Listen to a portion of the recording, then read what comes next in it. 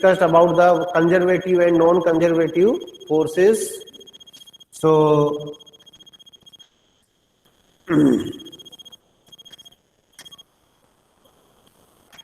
so our chapter, that is work energy power, is going on. In that chapter we discussed yesterday conservative and non-conservative forces. I hope that you have understood that topics, conservative and non-conservative forces. You have understood that. If any doubt is there, you can ask me regarding conservative and non-conservative forces.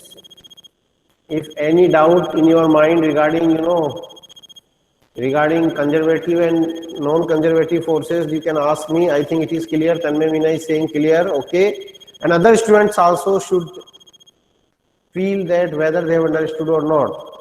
Conservative जैसे कि मैंने बताया था कि जिनके अंदर kinetic energy का conservation रहता है, मैकेनिकल एनर्जी कंजर्व रहती है, these are called as the what we can say conservative forces. तो कंजर्वेटिव फोर्सेस में एक दो तीन डेफिनेशन में बताई थी कि एक तो उन फोर्सेस के कारण किया गया जो वर्क डन है, that work done does not depend on the path followed by object, और इसको हमने प्रूफ भी करके बताया था by the example of gravity force. जो हमारा ग्रेविटी फोर्स होता है that is a conservative force. उसके कारण किया गया जो वर्क डन है, that work done does not depend on the path, और ये हमने शो करके बताया था, है ना. हमने एक तो इंक्लाइन पे लेके गए और एक उसको वर्टिकल लेके गए, and in the both processes the work done by the gravity was same mgh. And then in the close path, in one close cycle का मतलब particle or object started some initial point, it reached to some final point, and again it came back to the initial point. Then in this whole process the net work done is zero. In this whole process the net work done is zero. Then also we say that such forces are called as a conservative. And third definition means in the same closed path, same closed cycle, one cycle, the kinetic energy remains same. There is no change in kinetic energy, that is. So this is all about your conservative and non-conservative forces. Now, any non-conservative, the work done depends on the path. Okay, work done जो है वो path पे depend करेगा. Work done जो है वो what we can say एक cycle का वर्क डन जीरो भी नहीं होगा. और मैंने आपको बताया था कि जो रेजिस्टिव फोर्सेस होते हैं, जो डैम्पिंग फोर्सेस होते हैं, जो कि किसी भी बॉडी की मोशन का अपोज कर रहे होते हैं, उन फोर्सेस के कारण जो वर्क डन होता है वो जनरली हमारा जो होता है वो पाथ पे भी डिपेंड करता है और वन साइकिल में जीरो भी नहीं होता है. इसलिए इन फोर्सेस को बोला गया है non conservative. Frictional forces, damping forces, resistive forces, ठीक है, these forces are called as the damping, the non conservative forces. So non-conservative and conservative forces are very important concept. They generally come in your examination. Now today our topic is potential energy. आज हम आपको पढ़ाएंगे regarding potential energy की बातें. So what is the meaning of potential energy? Let us see. तो students, potential energy क्या होती है?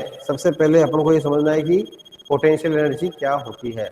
सपोज मान लो अभी मैं खड़ा हूं तो मेरे चारों तरफ क्या है, अर्थ का ग्रेविटेशनल फील्ड है. Okay, now what I do, suppose now this duster is there in my hand, you can see this duster in my hand. Now this duster is lying on the surface. Okay, now definitely if this duster is freely falling, or if duster is allowed to fall under the effect of this gravity force surrounding us, what I am telling you, just listen very carefully students. If this duster is allowed to fall freely under the effect of gravity, freely it is allowed to fall under the effect of gravity, then definitely this duster will naturally tend to move towards the center of earth.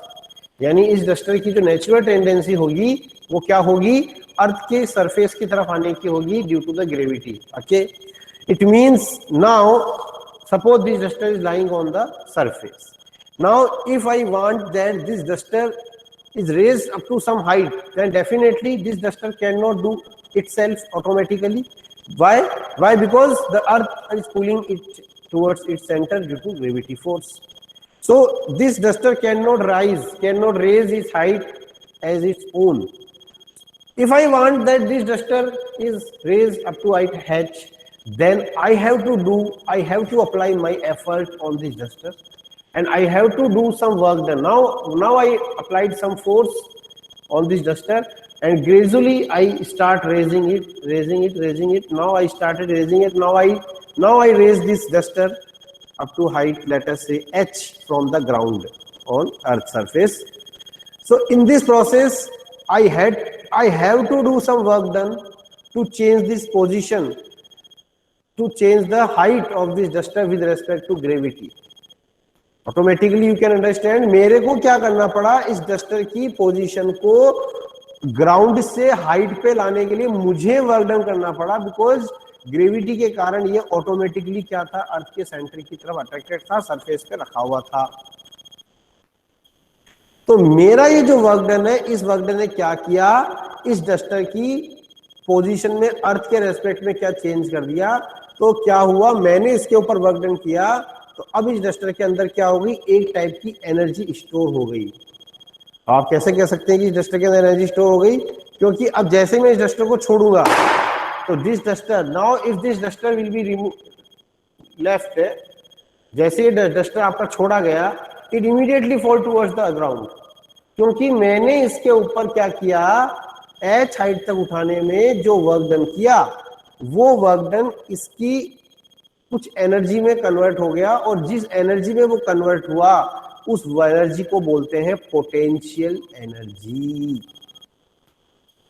तो इतना सारा जो मैं आपको बता रहा था इतनी देर से, मैं इसीलिए बता रहा था ताकि पोटेंशियल एनर्जी को आप फील कर सकें, what is the potential energy. तो मैंने इस डस्टर की ग्राउंड के रेस्पेक्ट में पोजीशन को चेंज करने में इसके ऊपर कुछ वर्क डन किया. ये अपने आप ये काम नहीं कर सकता था. इसका मतलब मैंने क्या किया, मैं क्या बोलूंगा उसको फिजिक्स के टर्म्स में, कि I did my work done, I did some work against the gravity. बताइए आ रही नहीं आ रही बात समझ मेरी आपको. To raise this duster H height h with respect to ground, I did some work on this duster against the gravity. तो ग्रेविटी अगेंस्ट में जो मैंने वर्क डन किया, वही वर्क डन इसमें स्टोर हो गया in the form of potential energy. और ये काम किसके रेस्पेक्ट में हुआ है, किस फोर्स के अगेंस्ट में हुआ है, ग्रेविटी फोर्स के अगेंस्ट में हुआ है. कौन से फील्ड में हुआ है, अर्थ के ग्रेविटेशनल फील्ड में हुआ है. इसीलिए इसमें जो एच हाइट पर आने के बाद जो स्टोर्ड एनर्जी हुई, उस स्टोर्ड एनर्जी को कहा जाएगा ग्रेविटेशनल पोटेंशियल एनर्जी. क्या बोला जाएगा उस स्टोर्ड एनर्जी को बच्चों, ग्रेविटेशनल पोटेंशियल एनर्जी. तो I think now you understood what is the potential energy. I think now you understood what is the gravitational potential energy और पोटेंशियल. तो अब अपन को सिस्टमेटिकली थोड़ा डिफाइन कर लेते हैं. एग्जांपल तो आपने मुझे लगता है समझ ही लिया होगा कि कोई भी कंजर्वेटिव फोर्स फील्ड होना चाहिए, ये बात हमेशा ध्यान रखना. Potential energy is always defined in, बहुत इंपॉर्टेंट कंसेप्ट है student, always defined in conservative force field. Potential energy is always defined for the conservative force field. केवल कंजर्वेटिव फोर्स फील्ड के लिए ही पोटेंशियल एनर्जी को अपन क्या करते हैं, डिफाइन करते हैं. नॉन कंजर्वेटिव फोर्सेस के लिए पोटेंशियल एनर्जी को अपन डिफाइन नहीं करते. क्लियर बच्चों, क्योंकि कंजर्वेटिव फोर्सेस में बेसिकली उसकी पोजीशन को अपन चेंज कर सकते हैं, उसमें कोई रेजिस्टेंस नहीं होगा इसीलिए. और नॉन कंजर्वेटिव में तो क्या हो जाएगा, उसकी पोजीशन में चेंज में रेजिस्टेंस हो जाएगा, तो उसमें एक्स्ट्रा वर्क डन जुड़ जाएगा, उसमें एक्स्ट्रा वर्क डन जुड़ जाएगा ना.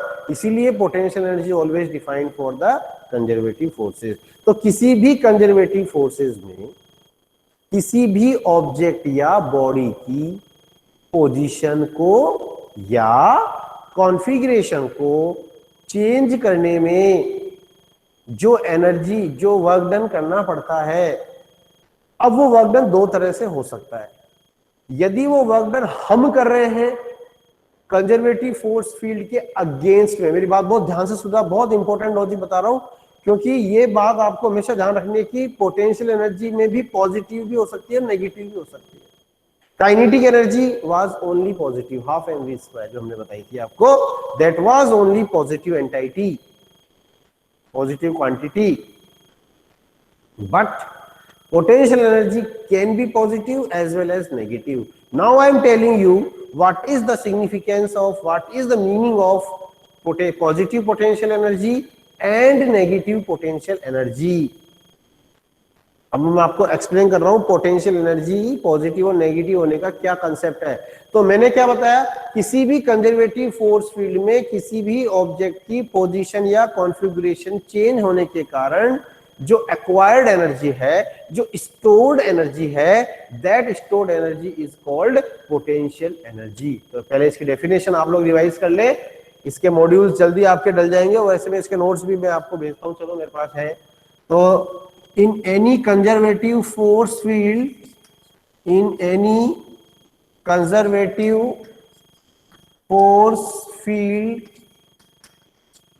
द एनर्जी possessed by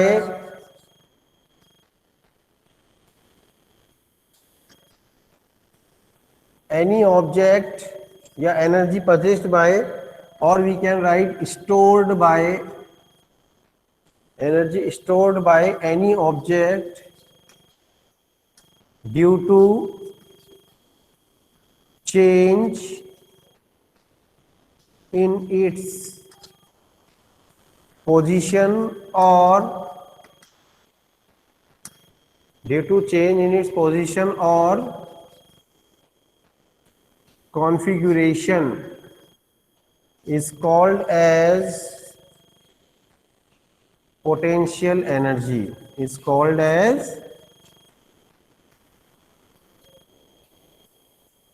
ठीक है, किसी भी कंजर्वेटिव फोर्स फील्ड में कोई भी ऑब्जेक्ट की पोजीशन या कॉन्फ़िगरेशन में चेंज हो जाने के कारण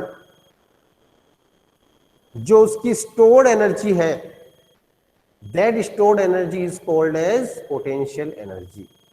पोटेंशियल एनर्जी किसमें डिफाइन की जाएगी? Only in conservative force field. ठीक है बच्चों, I think it is clear now. Potential energy जो होती है वो पॉजिटिव भी हो सकती है, क्या समझे?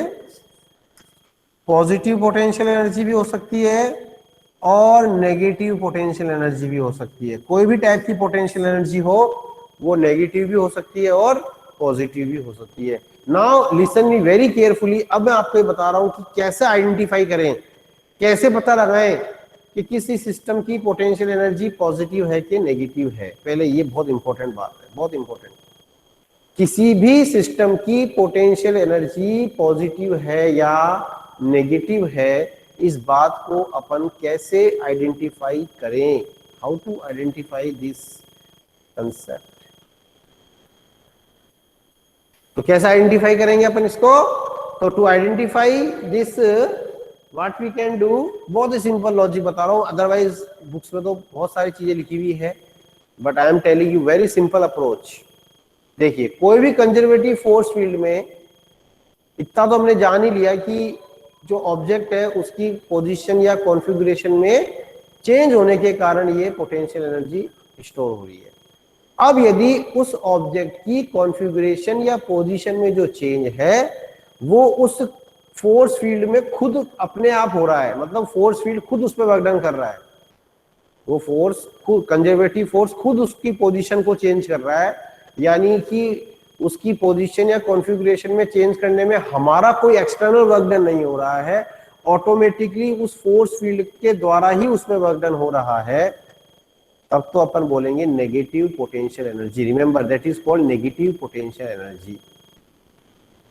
दोबारा सुन लो मेरी बात कि पोटेंशियल एनर्जी के नेगेटिव होने का मतलब है कि उस कंजर्वेटिव, भाई कोई भी कंजर्वेटिव फोर्स फील्ड हो सकता है, इलेक्ट्रिक फील्ड, मैग्नेटिक फील्ड और ग्रेविटेशनल फील्ड, पेन तो ये हो गए, और restoring force field. Restoring force अभी मैं बताऊंगा आगे क्या होता है। तो जिस भी फोर्स फील्ड में आप पोटेंशियल एनर्जी को डिफाइन कर रहे हैं, तो उस फोर्स फील्ड में यदि ऑब्जेक्ट या पार्टिकल की कॉन्फ़िगरेशन या पोजीशन को चेंज करने में हम कोई वर्क डन नहीं कर रहे हैं, external work done is not there, the work is done by that force field itself. Remember, work is done by the force field itself, that is called negative potential energy.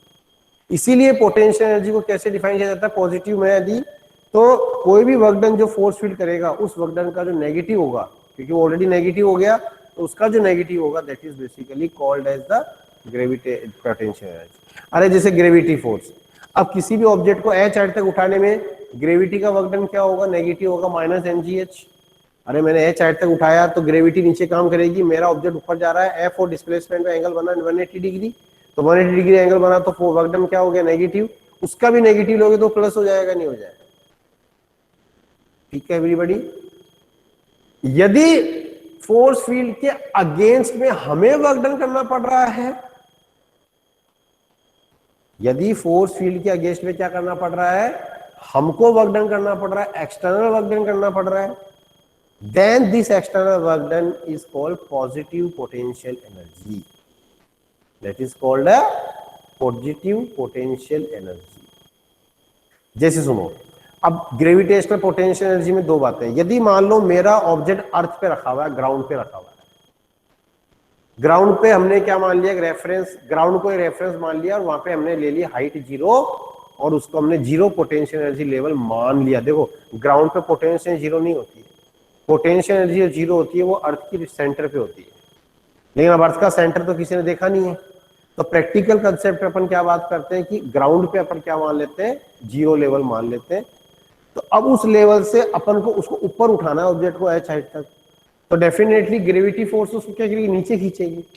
तो gravity force is not doing work to raise this object up to height h, we have to do external work has to be done on that object to raise its height from ground to height h, that work done is called potential energy। अब बताइए क्या होना चाहिए, positive potential energy का case होना चाहिए कि negative potential energy का केस होना चाहिए, बताइए।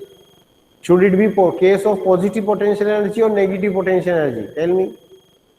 I did some work done on any object to raise its height from ground to any height h, should it be case of positive potential energy or negative potential energy?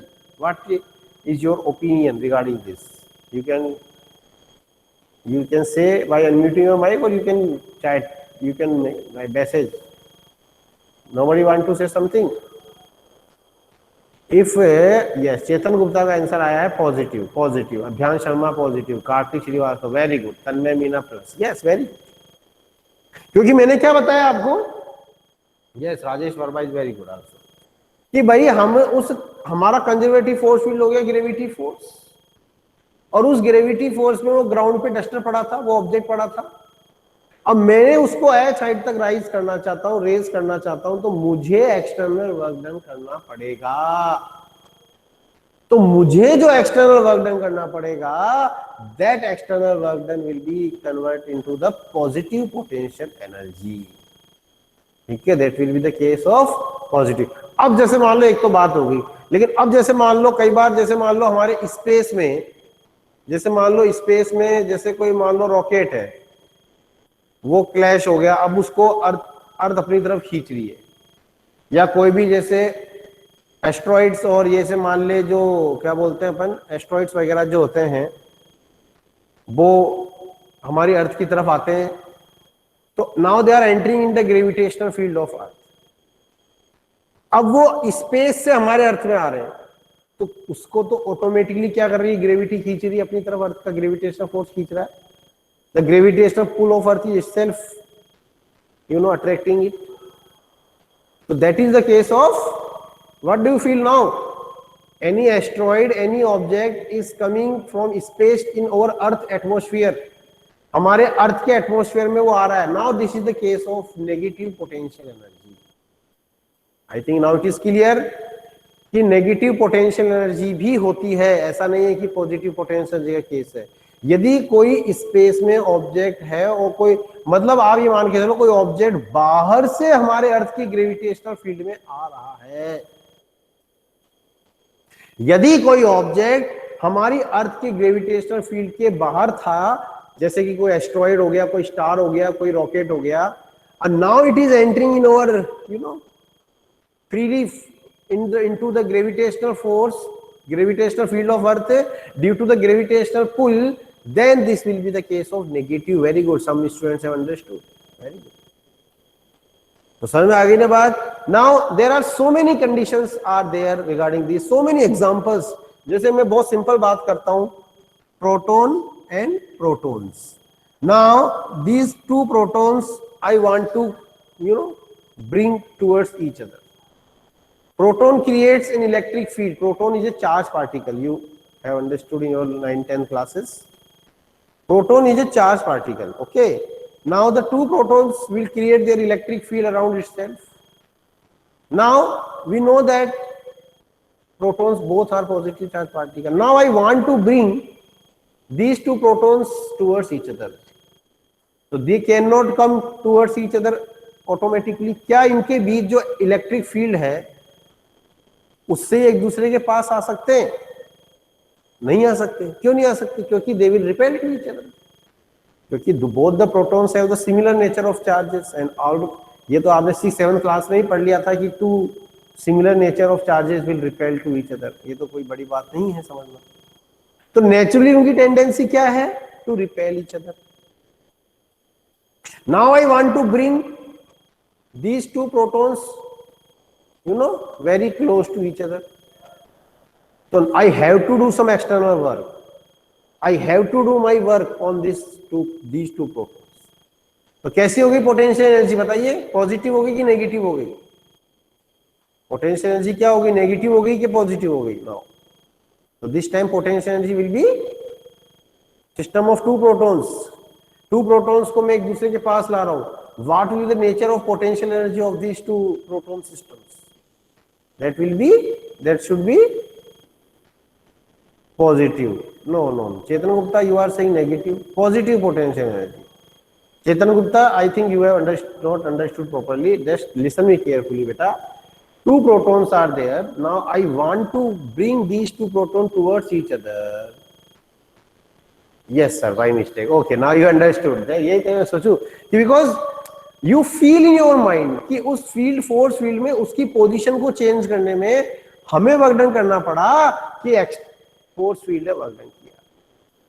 यदि हमें work done करना पड़ा externally, that is positive potential energy. और यदि force field ने खुद ने ही उसकी पोजीशन चेंज कर दी, that is negative potential energy. हाँ, अब जैसे मान लो एक प्रोटॉन एक electron. Electron negatively charge particle, proton is positive. Now I am bringing proton and electron towards each other. Now they can come close to each other by their own individual attraction forces. Negative potential energy. Very good. Yes. Proton and electron can come towards each other due to mutual attraction. मतलब वहां पे जो उनका electric force है वो खुद attract करके उनको ला रहा है. हमारा लाने में कोई रोल नहीं है. So that is called negative potential energy. तो आई थिंक इतना लेक्चर देने के बाद, इतना डिस्कशन के बाद मेरे हिसाब से अब किसी बच्चे के माइंड में ये कंफ्यूजन नहीं होना. मैंने बच्चों बहुत सिंपल अप्रोच बताई क्योंकि पोटेंशियल एनर्जी में एग्जामिनेशन में, कॉम्पिटिटिव एग्जाम में भी और आपके भी कई एग्जाम्स में यही सबसे बड़ा डाउट रहता है, पॉजिटिव पोटेंशियल एनर्जी का और नेगेटिव पोटेंशियल एनर्जी का. फॉर्मूला तो कोई बड़ी बात नहीं, फॉर्मूला तो मैं एक मिनट बता दूंगा. Formula is not so much big thing. Main है कंसेप्ट को पकड़ के उसको सीखना. So I hope that you have understood this. What is the significance of positive potential energy and what is the significance of negative potential energy? समझ में आ गई ना बात कि अब मेरे हिसाब से अब आपको कुछ कंडीशन दे दी जाए तो आप आराम से प्रेडिक्ट कर सकते हैं कि उस कंडीशन में पॉजिटिव पोटेंशियल एनर्जी क्या होगी और नेगेटिव पोटेंशियल एनर्जी क्या होगी. I hope that you will do this. Okay, so आपको यदि फिर भी कोई डाउट है, यू कैन आस्क मी. और if any condition is coming in your mind and you are not able to predict कि sir here what will be the nature, then you discuss with me. I will tell you the appropriate answer. तो मैं पहले थोड़ा सा आपको ये clear हो गया सबको. डेफिनेशन तो मैंने पहले ही लिख दी थी पोटेंशियल एनर्जी की बच्चों. तो ठीक है, तो पॉजिटिव पोटेंशियल एनर्जी का मतलब, पॉजिटिव पोटेंशियल एनर्जी का मतलब if external work is done, ठीक है, if external work is done to change the configuration और position of any object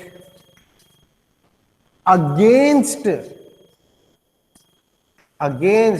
that force field. अब यहाँ पे अंडरस्टूड है कि हम कौन से फोर्स फील्ड की बात कर रहे हैं, कंजर्वेटिव फोर्स फील्ड की ही हम यहाँ पे बात कर रहे हैं बच्चों।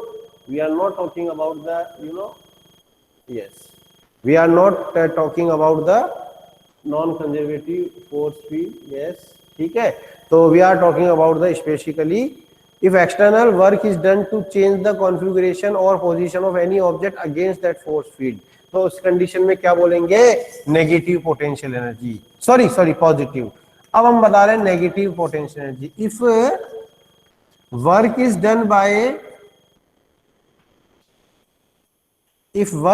Bye itself that force field, जिस फोर्स फील्ड में वो ऑब्जेक्ट है या आना चाहता है, उस फोर्स फील्ड में उसकी position to change its position और configuration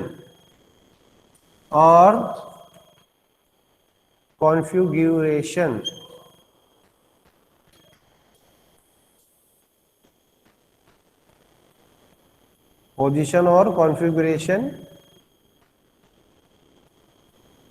to change its position or configuration, then there will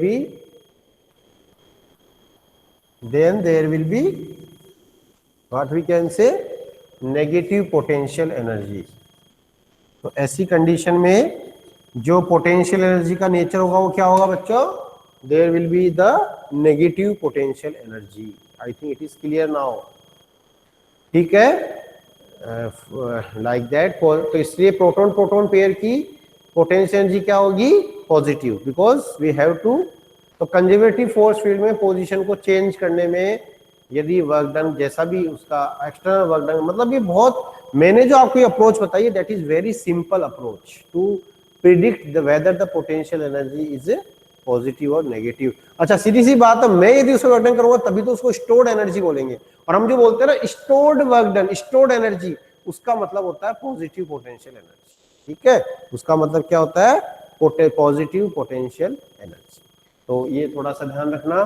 तो इसका अब एक फॉर्मूला भी बता देता हूं मैं, ठीक है, ये तो हो गया इसका concept. It is measured as, इसको मेजर किया कैसे जाता है, इसको मेजर कैसे किया जाता है, it is measured as the negative of the work done, negative of the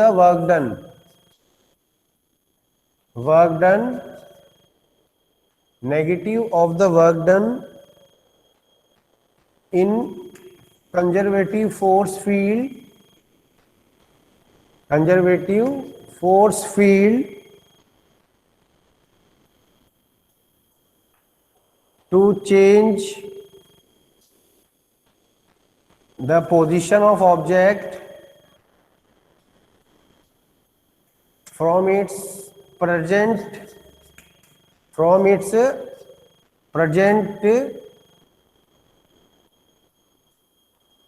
position to any other position। मतलब सपोज उसकी कोई पोजीशन ऑलरेडी मेंशन है, उस पोजीशन से उसको कहीं और दूसरी पोजीशन में भेजने में जो भी वर्क डन है उसका जो नेगेटिव होता है that is basically called as the what we can say positive, that is called say potential energy, ठीक है ना। तो ये है, जैसे मान लो तो potential energy is delta U से रिप्रेजेंट करते हैं अपन इसको पोटेंशियल एनर्जी को, तो minus F into D x, ये तो आपका वर्क डन हो गया किसी कंजर्वेटिव फोर्स फील्ड में और उसका नेगेटिव, ठीक है, स्मॉल वर्क डन, और टोटल पोटेंशियल एनर्जी लेना हो तो नेगेटिव। अब कोई भी उसकी पोजीशन है, उस पोजीशन से आर आई और कोई फाइनल पोजीशन आर एफ अपन ले लेते हैं, ठीक है। तो that work done is basically called as the अब इसमें अपन इनिशियल पोजीशन कई बार क्या ले लेते हैं, इन्फिनिटी, या फाइनल पोजीशन अपन क्या ले सकते हैं, इन्फिनिटी ले सकते हैं। मतलब इन्फिनिटी एक ऐसा पोजीशन होता है जहाँ पे जीरो एनर्जी लेवल अपन उसका मानते हैं, ठीक है। तो अपन ने उसकी प्रेजेंट पोजीशन क्या मान ली, कोई इनिशियल आर आई, और फाइनल पोजीशन क्या मान ली अपन ने, आर एफ। तो this is the basically total potential energy. मतलब कंजर्वेटिव फोर्स फील्ड में उसकी कोई इनिशियल पोजीशन से फाइनल पोजीशन तक ले जाने में जो वो वर्क डन होगा बाय दैट फोर्स फील्ड, उसका जो नेगेटिव होगा दैट विल बी द, जैसे इसका बहुत सिंपल एग्जाम्पल मैं आपको बता देता हूँ, बहुत सिंपल एग्जाम्पल बता देता हूँ मैं आपको। ग्रेविटेशनल पोटेंशियल एनर्जी एमजीएच आपने पढ़ा है। वो ग्रेविटेशनल पोटेंशियल एमजीएच जब भी होती है जब हम ग्राउंड पे क्या मानते हैं, जीरो एनर्जी लेवल मानते हैं। यदि जीरो एनर्जी लेवल अपन अर्थ की रेडियस सेंटर मानेंगे तो वो कुछ और होगा। वो अपन एक चैप्टर आएगा हमारा, ये चैप्टर नंबर 8 ग्रेविटेशन, उसमें बताएंगे। अभी हम यहाँ पे मान रहे हैं ग्राउंड पे पोटेंशियल जीरो है। अब ये कंजर्वेटिव फोर्स फील्ड हो गया। अब ग्रेविटी उसको नीचे खींचेगी और अपन उसको एच हाइट तक ले जा रहे हैं, तो वर्क डन बाय ग्रेविटी क्या हो गया, minus mgh। Work done by gravity क्या हो गया, माइनस mgh। उसको जीरो पोटेंशियल एनर्जी लेवल से किसी एच हाइट तक ले जाने में, जीरो पोटेंशियल एनर्जी से एच हाइट तक ले जाने में वर्क डन बाय ग्रेविटी क्या हो गया, माइनस mgh, और उसका भी नेगेटिव एच पर this formula that is positive potential energy mgh। I think it is clear to everybody, ठीक है। तो अपना अगला टॉपिक क्या लेके चलते हैं उसमें, ग्रेविटेशनल पोटेंशियल एनर्जी, ठीक है। तो अगला टॉपिक इसके अंदर आता है ग्रेविटेशनल पोटेंशियल। अभी तो क्लियर हो जाएगा, बिल्कुल क्लियर हो जाएगा। कई बच्चों को समझ में नहीं आया होगा, मुझे मालूम है, कोई बात नहीं, आ जाएगा, ठीक है। In gravitational field, in gravity field या ग्रेविटेशनल फील्ड, ठीक है, work done by external agency और एक्सटर्नल फोर्स टू रेज यानी ऊपर उठाना ऑब्जेक्ट को, raise the object up to height h from ground. अब जैसे मान लो ये हमारा ग्राउंड है और ग्राउंड पे अपन ने पोटेंशियल एनर्जी क्या मान लिया, जीरो। अज्यूम, ये अपन ने अज्यूम किया है, assume at zero potential energy. अपन ने ग्राउंड पे क्या मान ली, उसकी पोटेंशियल एनर्जी को जीरो अज्यूम किया। वास्तव में ग्राउंड पे मैं फिर कह रहा हूं पोटेंशियल जीरो नहीं होती है, लेकिन यदि हम हाइट को क्या ले रहे हैं, अर्थ के रेडियस के कंपैरिजन में बहुत कम ले रहे हैं, तो अपन ग्राउंड पे पोटेंशियल को जीरो ले सकते हैं। लेकिन मैं फिर कह रहा हूं ग्रेविटेशन वाले चैप्टर में एग्जैक्ट कंसेप्ट अपन बताएंगे कि वहां पे अर्थ के सेंटर पे ही पोटेंशियल जीरो होती है, ग्राउंड पे जीरो नहीं होती है, क्योंकि वहां पे जो रेफरेंस पॉइंट है वो क्या हो जाएगा, अर्थ का सेंटर हो जाएगा। यहाँ पे रेफरेंस पॉइंट क्या ले रहे हैं अपन, ग्राउंड ले रहे हैं। तो ग्राउंड पे अपन ये मान रहे हैं कि जीरो लेवल है। अब इस ग्राउंड से किसी ऑब्जेक्ट को अपन ने ऊपर उठाया, लेटस एट एच हाइट, अपन ने कितना उठाया, एच हाइट। तो अब ग्रेविटी फोर्स की तरह काम करेगा, mg नीचे की तरफ। तो इसमें क्या हो जाएगा, work done by gravity, work done by gravity to raise the object up to height h। तो अप टू हाइट h तक ऑब्जेक्ट को रेज करने में वर्क डन बाय ग्रेविटी हो जाएगा माइनस mgh। ये बात सबको माइनस वाला क्लियर, क्योंकि ग्रेविटी नीचे काम कर रही है, ऑब्जेक्ट ऊपर जा रहा है, तो theta 180 degree fs cos theta बताया था ना, fs cos थीटा बताया था। तो वर्क डन बाय ग्रेविटी क्या हो गया आपका, बेसिकली यहाँ पे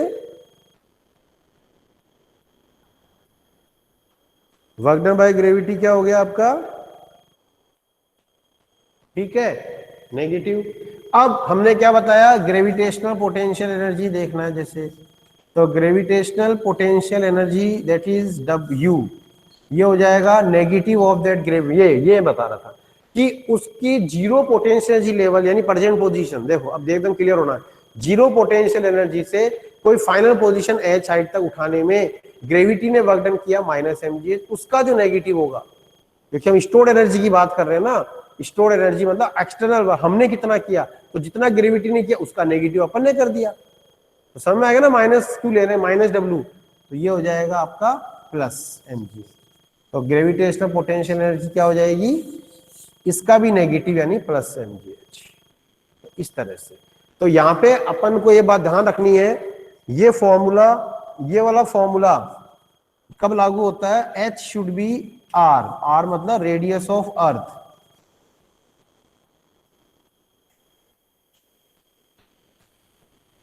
ठीक है, इसको आप राइट डाउन कीजिए।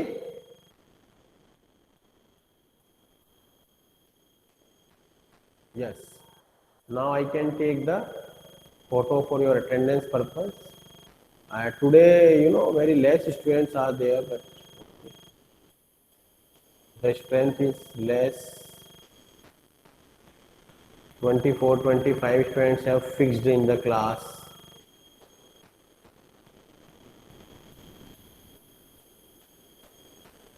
अभी रुकिए, क्लास खत्म नहीं हुई है, मैं केवल आपका अटेंडेंस के लिए स्नैपशॉट ले रहा हूँ,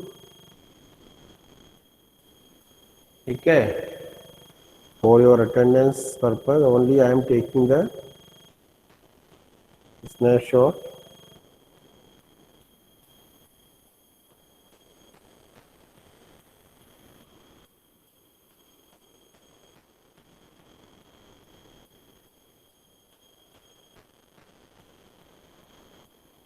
This is your attendance purpose, I am taking a snapshot. Yes. So now I have taken this.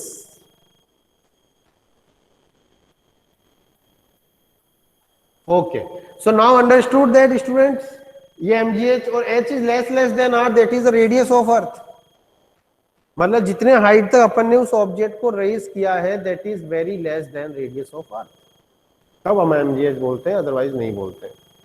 तब हम mgh नहीं बोलते हैं, रिमेंबर ऑलवेज, हम h हाइट तक उसको रेज कर रहे हैं, ग्राउंड पे पोटेंशियल एनर्जी को जीरो लेवल अपन अज्यूम कर रहे हैं, तो उसको h हाइट तक उठाने में ग्रेविटी का वर्क डन -mgh, तो हमारा वर्क डन +mgh, हमारे वर्क डन को बोला जाएगा पॉजिटिव पोटेंशियल एनर्जी, ठीक है, हमारे वर्क डन को क्या बोला जाएगा, positive potential energy, and that potential energy is +mgh। Now you can see, and remember I have written very important thing, this thing you will properly understand in the chapter number 8 gravitation, कि this formula is valid only for the heights which are very less than radius of earth, or then if height is not less than with respect to earth, suppose our earth radius is considered to be 6400 kilometer, हमारे अर्थ की जो radius है that is considered to be the 6400 kilometer for earth. Now suppose any object is being raised up to the height of suppose 1000 kilometer, now we cannot use this formula mgh for calculating the potential energy, because 1000 kilometer is comparable with the radius of earth, it is not negligible with respect to radius of earth. Yes, now the question is coming like that, the object is raised up to 100 meter height, 200 meter height, means that those heights which are very negligible as compared to the radius of earth, 6400 kilometer, then we can say potential energy will be mgh. And one important thing is that in this potential energy mgh, we have considered ground as a zero potential energy level, हमने ground को क्या माना है, zero potential energy level consider किया है, ठीक है।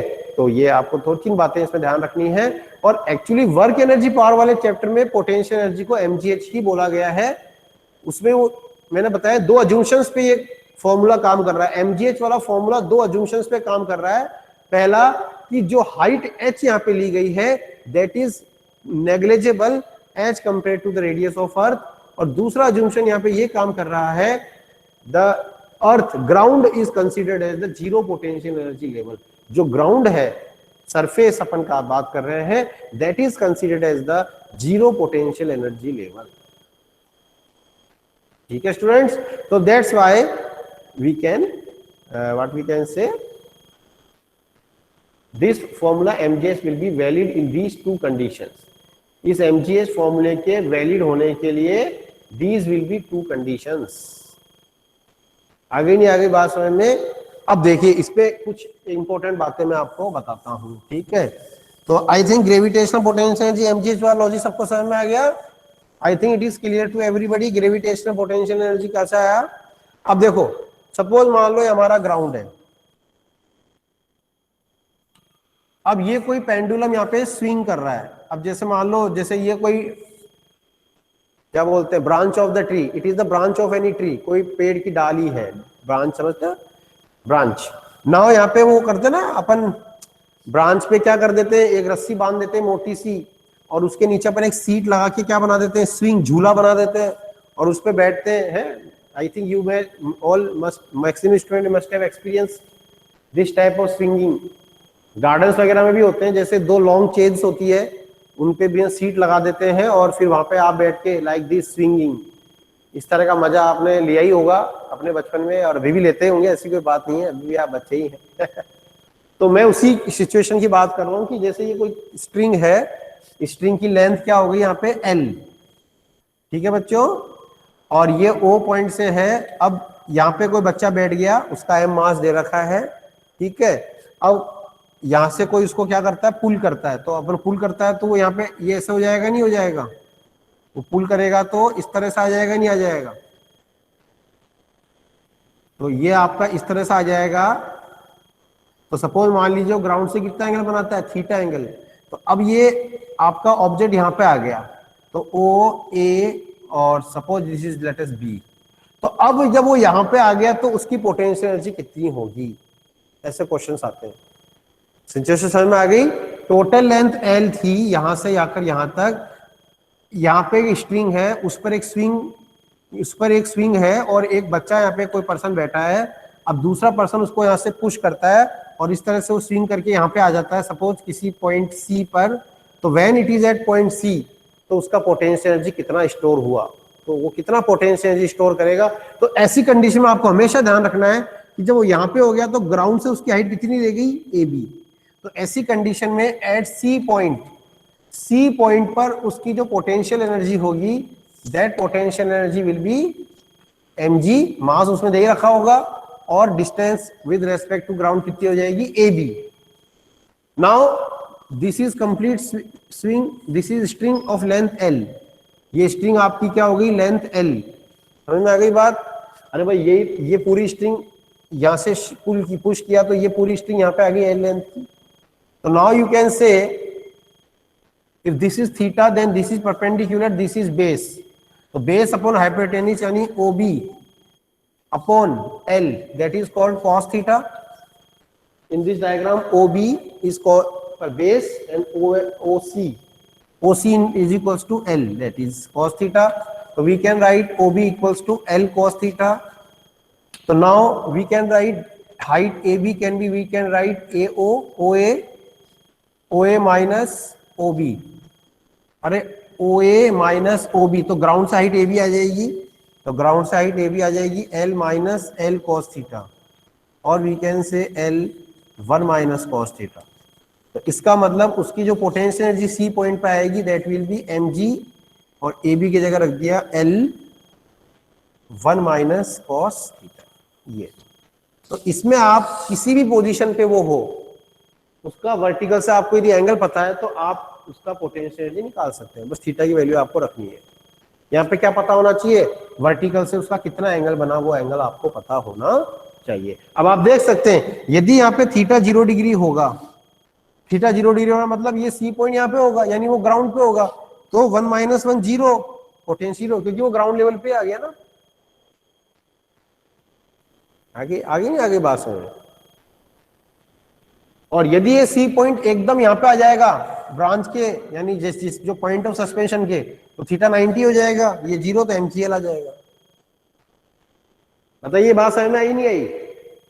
इस तरह के पेंडुलम वाले क्वेश्चंस काफी आते हैं कि पोटेंशियल एनर्जी कितनी स्टोर हुई, how much potential energy stored in this process. It is clear everybody, I think. If any doubt you can ask me. In this swing question, I have found the potential energy at the C point. If any doubt, you can ask me. Situation समझ में आ गई ना। एक बच्चा suppose मान लो पेड़ की डाली से रस्सी बांध के झूला झूल रहा है, इनिशियली वो ए पॉइंट ग्राउंड पे है, अचानक से दूसरा आदमी उसको आके धक्का देता है और उसका स्विंग कहाँ पे आ जाता है, सी पे आ जाता है झूला, ग्राउंड से एंगल वर्टिकल से थीटा, तो सी पॉइंट पे उसकी पोटेंशियल एनर्जी कितनी होगी।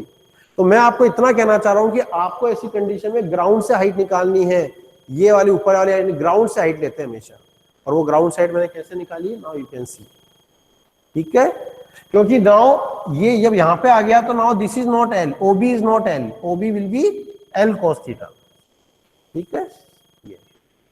So student, this so today our class was concentrated on the potential energy and I also covered the gravitational potential energy MGH, और MGH किन conditions में लागू होता है ये भी मैंने बता दिया आपको।